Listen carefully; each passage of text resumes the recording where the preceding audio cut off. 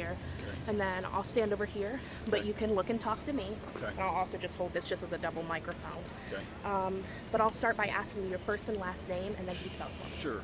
Dan Taravella, Assistant Chief of Police. DAN TARAVELLA. Gotcha. And then what is your title? Oh, well. Assistant Police Chief. So could I just start by asking a little bit about what happened here? Sure. We got a call about 10:20 a.m.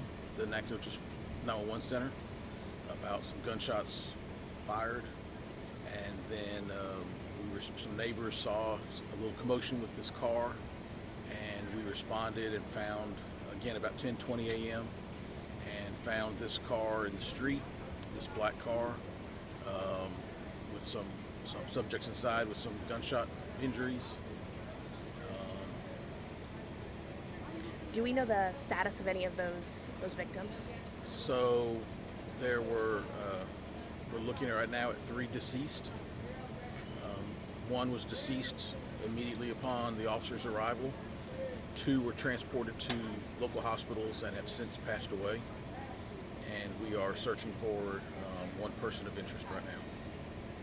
Do you guys have any idea what the motive of this could have been? We don't. We're talking with neighbors. We're trying to collect video footage, security camera footage from the area, and we're piecing things together, getting some phone calls from people who might have some information, and we'll just see where that leads us. Does the community need to be concerned or all? Does this seem like it was a motivated attack? Right. We don't know the exact motive, but we do know enough that this was a isolated incident specific to these individuals, and we don't feel there's any danger to the neighborhood or the public.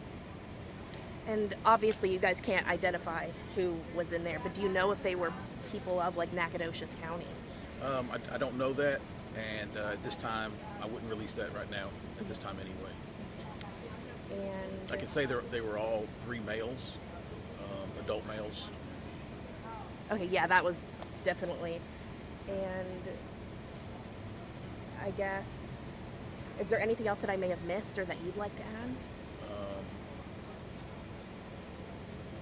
I guess also, how could people contact you if they see someone suspicious or they see anything like that? Yeah, if people have any information, whether they were in the area at about that time, or if they maybe have home security footage they want to offer, or if they later learn they know who was involved, we definitely want to know. Please contact us either through Crime Stoppers or through the Nacogdoches Police Department non-emergency number. If it is timely and very urgent, feel free to call 911 if you encounter who you believe to be the actor. But we definitely want the public's help and any witness information of people who were in the area at the time, or home security footage. And then I apologize because this is just a Sure. clarifying question for me. Was the call called because they heard gunshot wounds, or they just saw this car and it seemed a little suspicious? So the initial calls were due to the sound of gunfire. Yeah.